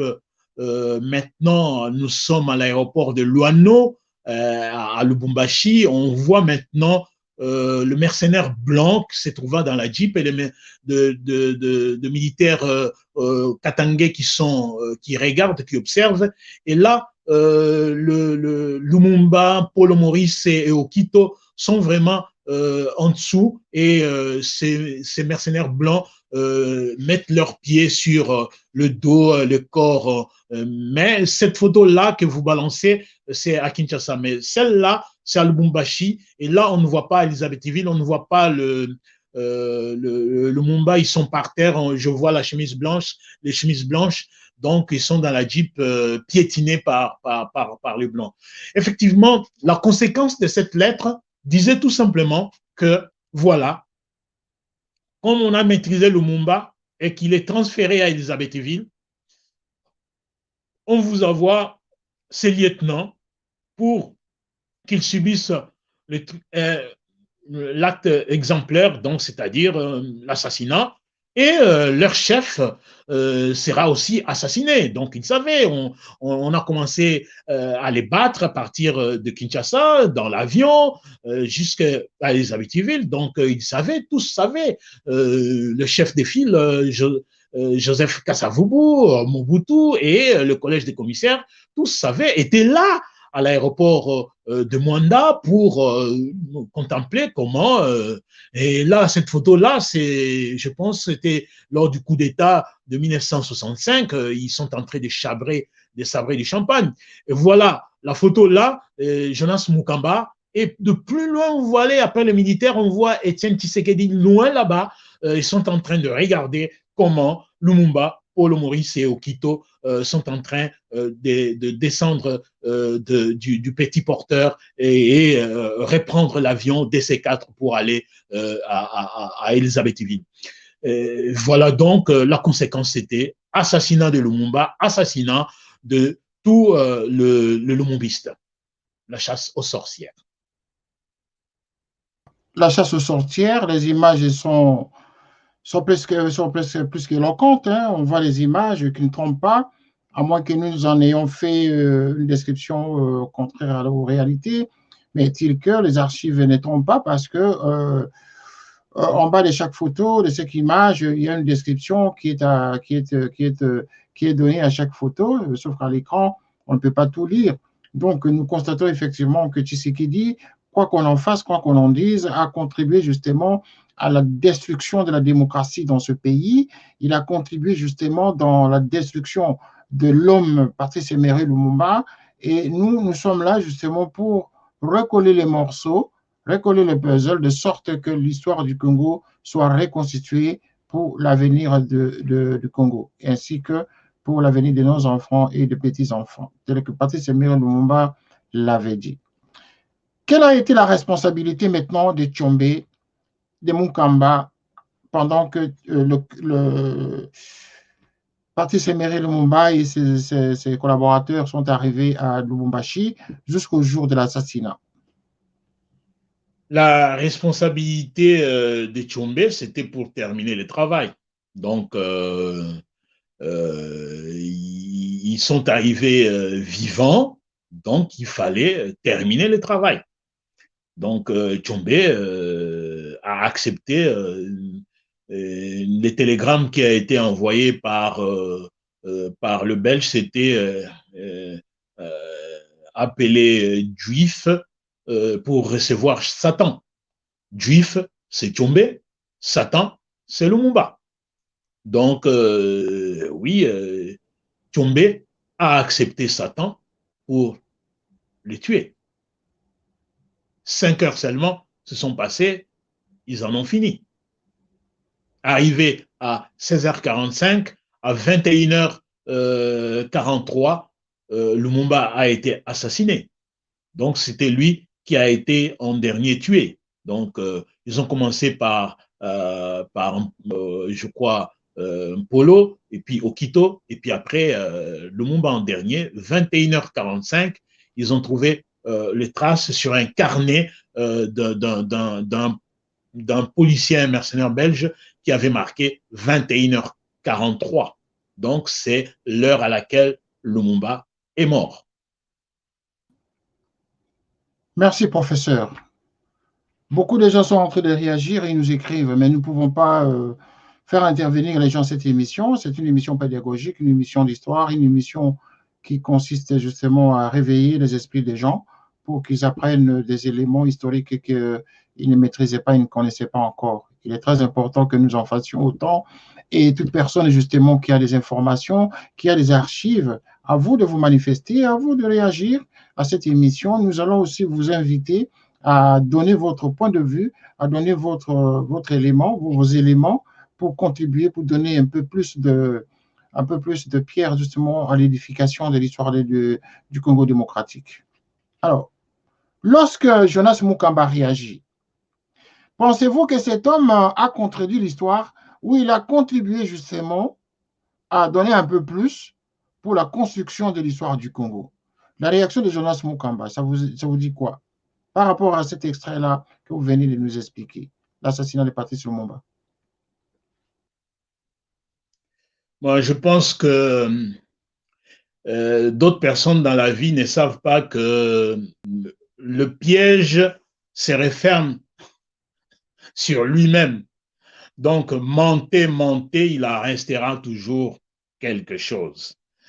Donc, je ne peux pas comprendre que Monsieur Jonas Mukamba puisse continuer à mentir jusqu'aujourd'hui, alors que nous sommes à l'heure de la modernité, de la nouvelle technologie, où on peut consulter des archives partout.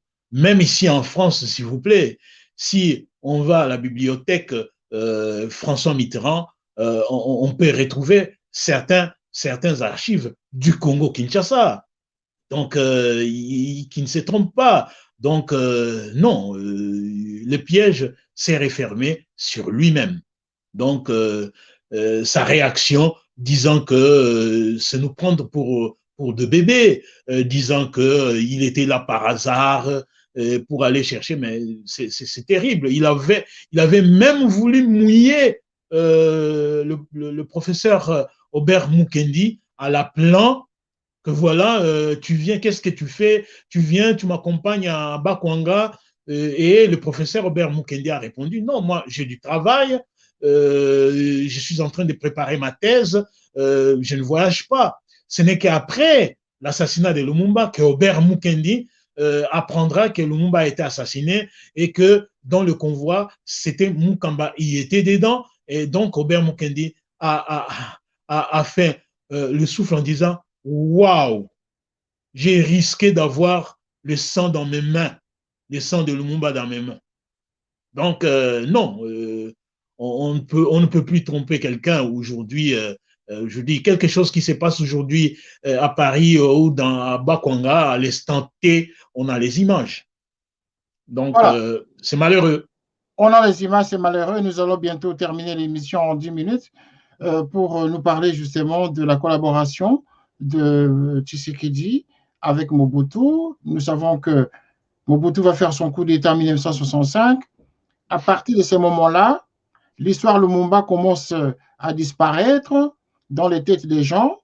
L'épisode est en train de prendre, l'avenir du Congo est en train de prendre une autre allure dès que le président Mobutu commence à faire son deuxième coup d'État du 24 novembre 1965. Qu'est-ce qu'il en était au juste? Quelle a été la participation, le rôle de Etienne Tshisekedi, l'homme qui est appelé aujourd'hui le père de la démocratie? Est-ce que aujourd'hui, si ces morts des 60 se réveillaient aujourd'hui, quelles seraient les réactions lorsque cet homme a participé dans les assassinats qui ne sont pas cités publiquement, qui sont restés dans les archives, mais qu'aujourd'hui nous avons le courage d'en parler dans des grands médias? Mais quel a été son rôle avec Mobutu à partir des 65 professeurs? Et nous aurons terminé l'émission dans 10 minutes. En quelques secondes, j'aimerais tout d'abord rappeler le rôle positif de M. Etienne Tshisekedi dans la composition, donc la constitution de 64, ainsi que la constitution de 1967. Il y a participé en tant que juriste. Donc, voilà ce que je peux dire parce qu'il a été un temps aussi directeur, donc recteur de l'ENDA, École nationale d'administration, qui normalement était un programme concocté par Lumumba. Donc, en 1961, c'est le premier recteur de l'ENDA, ce monsieur Etienne Tshisekedi, et en 64, il sera dans le groupe de gens qui ont écrit la Constitution de 64 ainsi que la Constitution de 67. Voilà, c'est ce que je voulais dire, le rôle positif de ses juristes. Mais par contre, lorsque Mobutu fait son coup d'État de 1965, Mobutu carrément fait fermer le Parlement parce qu'on venait de réaliser les élections législatives et en faisant le coup d'État, l'armée prend le pouvoir avec certaines personnes de groupes de collège de commissaires généraux, ainsi que le groupe d'Mbinza. Et Étienne Tshisekedi, si je ne me trompe pas, il était ministre de l'Intérieur en 65. Et puis après, il est passé ministre de l'Intérieur à ministre de la Justice. Alors, ce qui est étonnant, après avoir participé à quelque chose, donc après avoir été dans le complot des assassinats en 60, puis participé à la réalisation de la Constitution, et maintenant il est dans le groupe du coup d'État, et juste un an après, on assassine le pendu de la Pentecôte. Alors je ne sais pas si la réalisation est prête à nous mettre l'audio de la justification du pendu de la Pentecôte, c'est-à-dire Bamba, Kimba, Mahamba et Anani Jérôme. Étienne Tshisekedi était ministre de la Justice. Oui, professeur, au regard du timing de l'émission, nous ne saurons pas balancer l'audio actuellement. Nous allons balancer ça à la prochaine émission. Nous pourrions répondre 5 ou 10 minutes prochainement à l'émission prochaine. Et puis, donc, voilà que au mois de juin 1966, le pouvoir du coup d'État, dont faisait partie M. Étienne Tshisekedi, va assassiner 4 personnes au stade qui est maintenant aujourd'hui. Non, pas au stade, c'était à la place Pont-Cabu et aujourd'hui, stade de Martyrs. Regrettable que ils ont fermé les parlements, certains étaient de députés, donc avaient l'immunité, certains étaient des ministres. Donc voilà, justice mise à l'écart, et voilà qu'on assassine ces gens. Je rappelle, 1967, sans vous interrompre, nous avons des images qui montrent que Tshisekedi est en train d'établir le champagne. Je ne sais pas moi quelle boisson ils sont en train de consommer avec le colonel Mobutu. Probablement, c'est à l'issue de ce coup d'État de 65. Donc, cet homme a été vraiment actif dans la construction de la dictature en République démocratique du Congo. Il a été, en quelque sorte, l'homme orchestre. Oui, mais j'ose croire que cette photo-là est effectivement après les coups d'État et après, je crois, la prestation de serment du Premier ministre Moulamba. Sur cette photo-là, je crois Moulamba serait à l'extrême gauche, on ne le voit pas.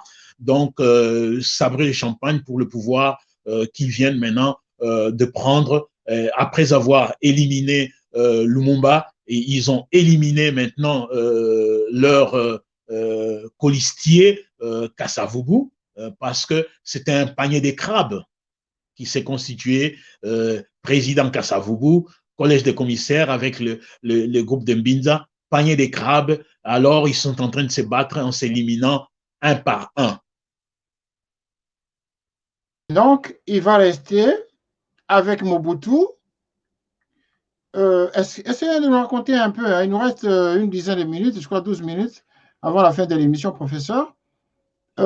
Dites-nous vraiment en termes très simples, en termes clairs, leur collaboration. Parce que nous savons que l'histoire nous montre que les deux ont collaboré, mais on n'avait pas encore des éléments concrets de cette collaboration. Tout ce que la génération actuelle retient, c'est qu'effectivement, Tshisekedi était l'opposant farouche à Mobutu. Mais ce qui précède cette opposition, nous l'ignorions en tout cas. On ne voit que Tshisekedi opposant à Mobutu. Mais alors que les images nous montrent qu'ils étaient ensemble. Mais qu'est-ce qui a fait qu'ils se soient mis en opposition? Tshisekedi devienne opposant de son collaborateur des assassinats. Oui, Comment ils ont collaboré? Ils ont collaboré. Après, les relations se sont effritées. Essayez de nous expliquer un peu plus.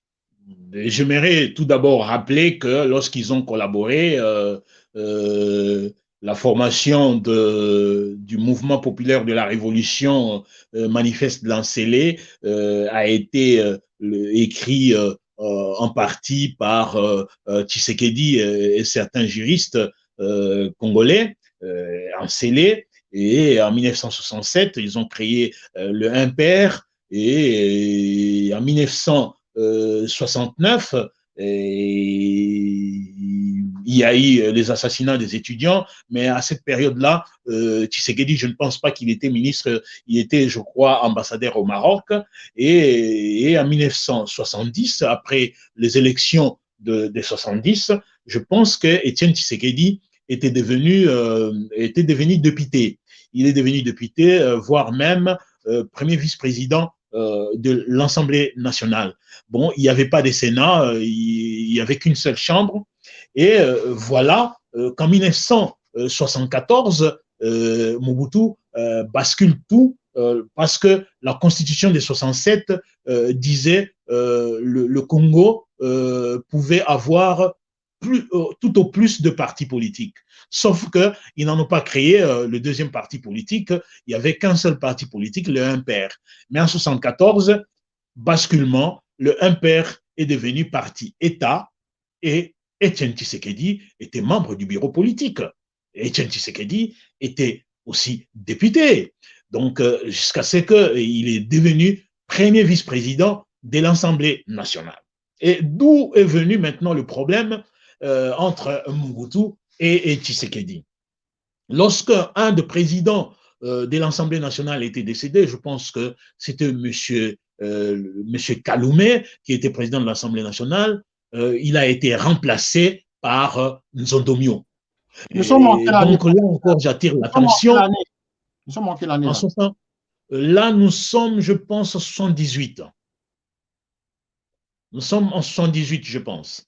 Donc, alors, pour vous dire que c'était la dictature, comment expliquer? Bon, bien sûr, aujourd'hui, on le voit, comment on est en train d'élire des présidents des assemblées et ainsi que du Sénat, mais là, c'était des nominations. Donc, carrément, ce n'était pas une élection. Donc, Mobutu a imposé Nzondomio, alors que celui qui était à la préséance, c'était Étienne Tshisekedi, qui était le premier vice-président de l'Assemblée. Alors, il y a eu mécontentement d'Étienne Tshisekedi, lui qui croyait briguer le poste de président de l'Assemblée nationale.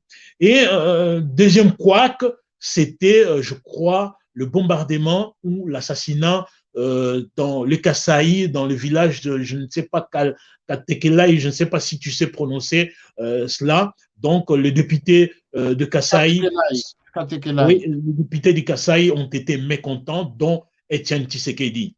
Alors là, je suis en train de rigoler alors que c'est la vie des gens. M. Étienne Tshisekedi oublie qu'il a participé aux assassinats des gens. Et lorsque ça tombe sur sa circonscription, il est mécontent. Donc, c'est à partir de cette année-là, 78-79, que M. Étienne Tshisekedi s'est séparé politiquement de Mobutu. Et en écrivant en 1980 la lettre de 13 parlementaires, mais dans le Impair.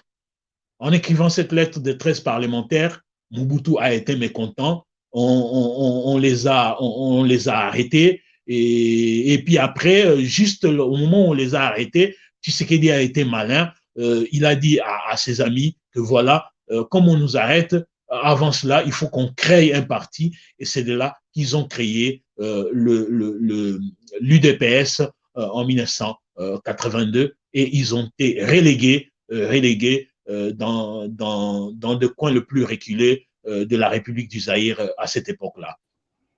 Donc, de toutes les collaborations, tout allait mieux, tout allait bien, tout allait au parfum. Et c'est juste ce mécontentement d'avoir été mis à l'écart au poste de président de l'Assemblée nationale, que M. Etienne Tshisekedi s'est dit, trop c'est trop, je m'en vais. Et il a claqué la porte de Mobutu à l'époque. C'est cela l'élément déclencheur qui les a mis en opposition. Effectivement, c'est ça l'élément déclencheur, sauf que pour essayer d'éluder la chose, M. Etienne Tshisekedi présente à l'opinion que sa lettre, la lettre, d'ailleurs, c'est M. Ngaloula qui est à la base de l'écriture de cette lettre de 13 parlementaires, et que non, c'est parce que l'article 4 de la Constitution de 67 disait qu'on pouvait créer un deuxième parti. Bon, or, normalement, M. Etienne Tshisekedi était devenu aigri tel que lui-même Mobutu le disait. Connaissait très bien l'homme en utilisant ce terme d'aigri. Parce que, professeur, vous avez éludé un aspect du manifeste de l'Ancélé qui a été écrit sous la plume même de Tshisekedi en tant que juriste. Je l'ai dit au passage, je ne sais pas si tu n'as pas bien suivi, je l'ai dit qu'il a été à la base de l'écriture de manifeste de l'Ancélé. Et d'ailleurs, voilà que les choses se font aujourd'hui. Le hasard n'existe pas. Curieusement, l'inhumation de M. Tshisekedi s'est fait en Célé, là où il a écrit les manifestes Lancélé. J'ai posé cette question parce qu'il y a M. Germain Kabongo qui nous écrit de l'Italie, qui a reposé cette question. Voilà pourquoi j'ai répété la question pour son entendement, parce qu'il voulait vraiment qu'il y ait la précision. Il n'a pas entendu cette partie, donc je pense que M. Germain Kabongo a la réponse à cette question du manifeste de l'Ancélé, qui a été effectivement, je veux dire, il a été co-auteur, il a écrit, il a été parmi ceux qui ont rédigé justement le manifeste de l'Ancélé, donc il en connaissait les contours. Voilà. Bien donc, sûr. À la fin, professeur, vous dites, il se sépare avec Mobutu, il va créer le DPS avec ses 13 parlementaires, et il devient aigri, il manifeste son aigreur à l'égard du président Mobutu, et à la fin avant la fin de Mobutu, toutes les turbulences qu'on voyait entre les deux hommes, qu'est-ce qui était caché derrière? Parce que la plupart des Congolais se disent, mais finalement, quel est ce genre d'opposition où l'homme est resté radical de bout en bout? Il disait tout en tout, à tout. Pour lui, il fallait que Mobutu s'en aille. Point barre. Il ne pouvait pas collaborer avec lui autrement. Comment expliquer cette radicalité que manifestait Tshisekedi? C'est toujours dans la logique de son attitude aigrie? Je pense que c'était une radicalité à trompe-l'œil. Donc, les gens qui ne connaissent pas en profondeur la politique, M. Etienne Tshisekedi faisait ce qu'on appelle en Sciences Po la fonction tribunicienne, c'est-à-dire crier pour ne rien produire. Donc, il faisait le jeu d'une opposition radicale alors qu'il n'y avait pas d'opposition. Donc, je vous dirais que son comportement vis-à-vis des autres opposants qui l'entouraient faisait dire, voire même au niveau du conclave de Lissoral, on l'a traité des dictateurs, que les gens aillent fouiller dans les archives de Lissoral, ils vont voir quelles étaient les conclusions de Lissoral vis-à-vis de Etienne Tshisekedi. Non, c'était une opposition à trompe-l'œil. Et on le verra que le président de la conférence nationale souveraine découvrira ça par la suite, et le comportement très juste de ce président de la conférence nationale souveraine est indiqué dans une des lettres adressées au Premier ministre élu à la conférence nationale souveraine pour lui dire que vous ne respectez pas les acquis de la conférence nationale. Donc, allez voir M. Mobutu pour vous investir. Donc, alors, il ne faut pas que les gens disent que Etienne Tshisekedi avait contredit Mobutu, c'est pourquoi il n'avait pas été investi après la conférence nationale. Non, non, non, il n'a pas respecté les acquis de la conférence. La lettre est là, vous pouvez le publier, la lettre est là du président et signée par le vice-président du HPTR, qui était Iléo de Lussor. Donc, et curieusement, vers la fin, l'homme s'est dévoilé. Mobutu malade, effectivement, bon, ça c'est la tendance.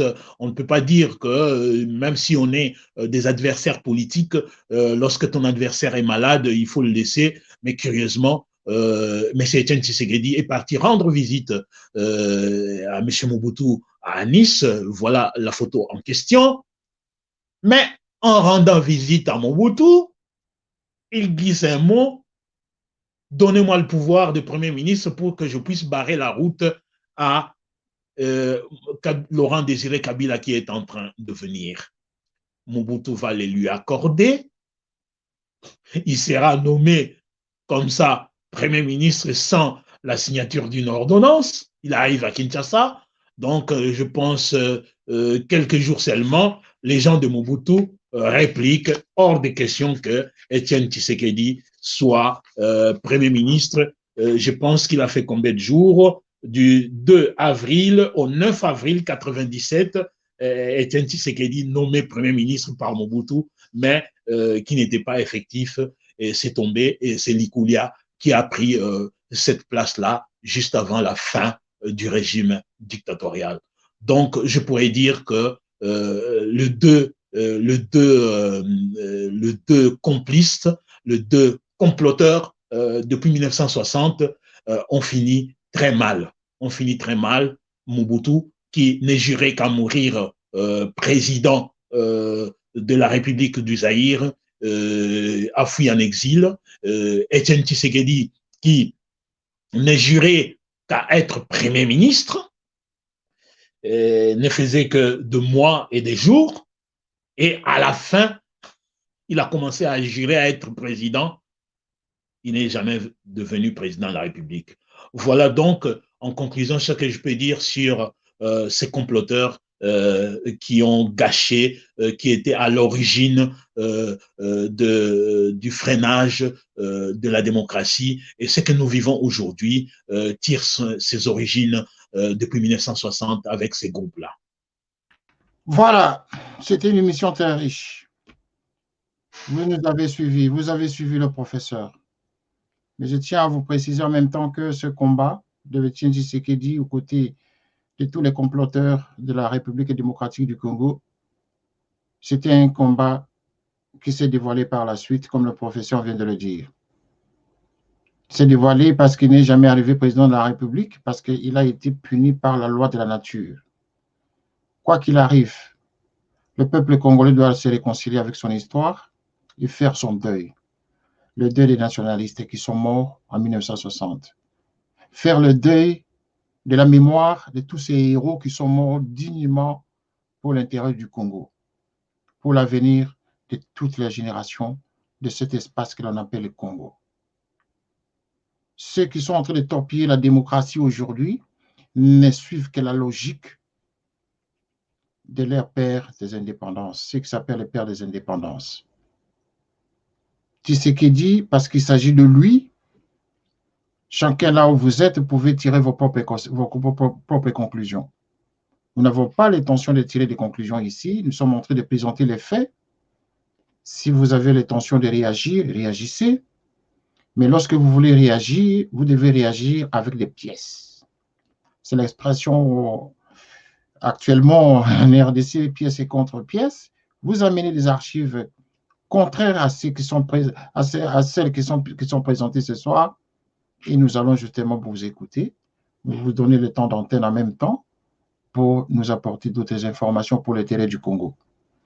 Professeur, merci d'avoir réagi à cette émission pour la deuxième fois sur cette question de héros oubliés dans sa séquence des comploteurs des indépendances et des assassins de la démocratie. Un dernier mot, professeur, pour l'intérêt des Congolais en 1 minute? En 1 minute, je dirais tout simplement que l'histoire du Congo, on sera écrite par les Congolais et pas de vengeance. Formons une commission vérité et réconciliation pour que ces fichiers ces fichiers qui se trouvent dans les tiroirs de cet ordinateur ne puissent pas revenir à tout le temps pour que notre démocratie puisse démarrer à bon escient. C'est tout. Merci beaucoup. Merci d'avoir suivi cette émission. Merci au professeur Lomenje. Merci à tous les téléspectateurs qui nous ont suivis. Vous avez été nombreux à nous suivre. Vous avez été nombreux à nous envoyer des textos. Notre régie est saturée des appels. Nous allons décortiquer tous les appels, tous les messages pour justement essayer de vous répondre au courant de la semaine.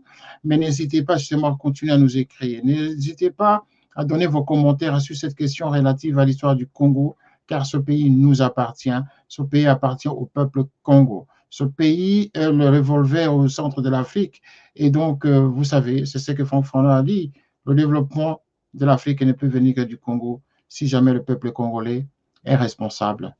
Nous devons être responsables justement pour développer le Congo, mais n'oublions pas que le Congo a son origine. Le Congo a ses acteurs qui ont fait que ce Congo existe. Donc, défendons l'avenir de ce pays, défendez l'avenir de ce pays en retraçant son histoire. Et donc, la vraie histoire. Nous ne pouvons pas inventer la roue, car la roue existe toujours. Elle existe déjà. Merci d'avoir suivi notre émission. À très bientôt pour une nouvelle édition dans la séquence qui va suivre la semaine prochaine, toujours dans la série des comploteurs de la République démocratique du Congo. Ce fut votre humble serviteur René Roch-Kitoko, journaliste. À très bientôt. Soyez prudents chez vous. Au revoir. Canap 54 TV, la première chaîne généraliste culturelle et d'information de l'Afrique vers le monde. Canap 54, Canap 54, Canap 54, Canap TV. Africa 54 est la première chaîne de télévision panafricaine, généraliste et d'information de l'Afrique vers le monde.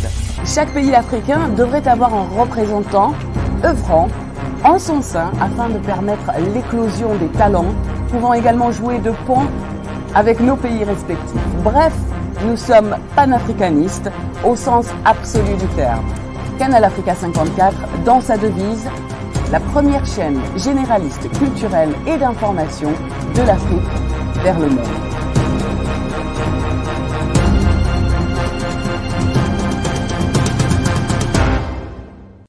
Canal Africa 54 will give to Africans and Afro-Caribbean what they have long been waiting for, expression of their own voice alongside the Western media and elsewhere in the globe. We aim to make the channel professional, sophisticated, contemporary. This channel will offer to viewers a unique experience in digital broadcasting. Our broadcasting and creative departments are dedicated towards having a constant flow of interesting and exciting programs. By using the most sophisticated methods of production, we aim to provide programming which is second to none, developing and enhancing the digital TV services throughout interactive mediums.